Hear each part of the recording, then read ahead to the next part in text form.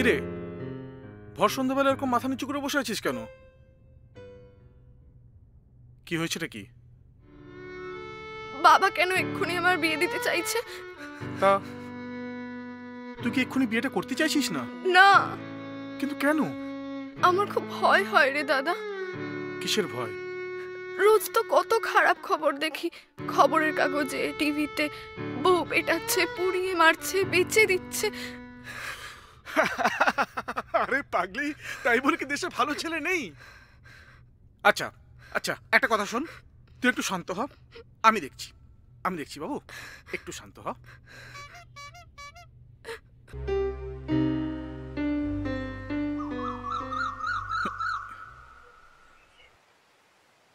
আচ্ছা দাদা, হুম?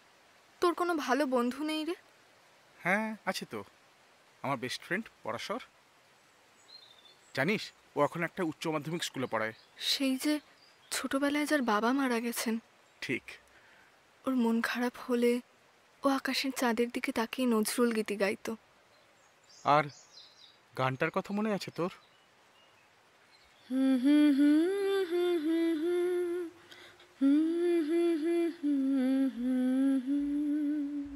মোরার জনমে হংস মিথুন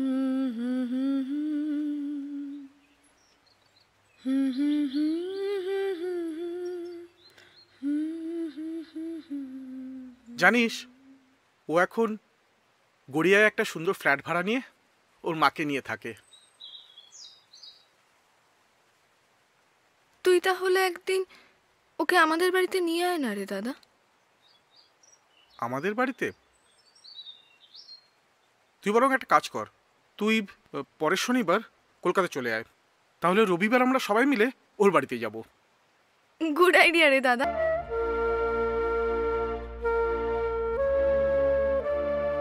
এই যে, এ হলো শিরতি রায়। এ থাকে চেন্নাই থেকে 270 কিলোমিটার দূরে, পেরাম্বালুরে।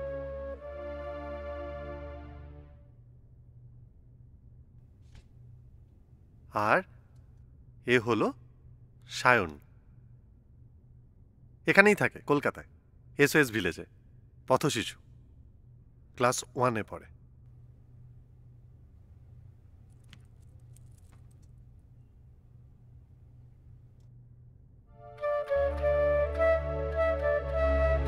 আজ বুঝলাম দাদা কেন তোমার কথা এত বলে। কেন? তোমার দেখার চোখটাই আলাদা। অস্বাভাবিক কিছু? তাহলে? একটু অন্যরকম, ভালো লাগে। Thank you.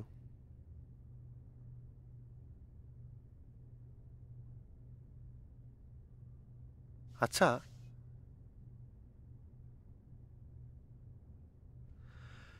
এবার বলো তো, পাত্র হিসেবে কেমন ছেলে তোমার পছন্দ?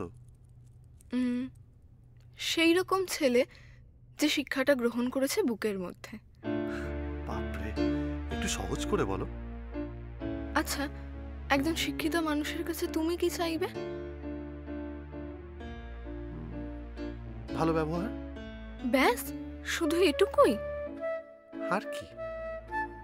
একটা ভালো মন, একটা ভালো দৃষ্টিভঙ্গি, এসব তুমি চাইবে না?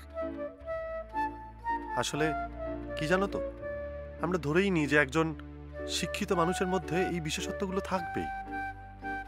আসলে পাত্রের বংশমর্যাদা, পদমর্যাদা অথবা তার অর্থ সম্পত্তির কথা ভেবে আমরা সেদিকে যথেষ্ট নজরই দিই না।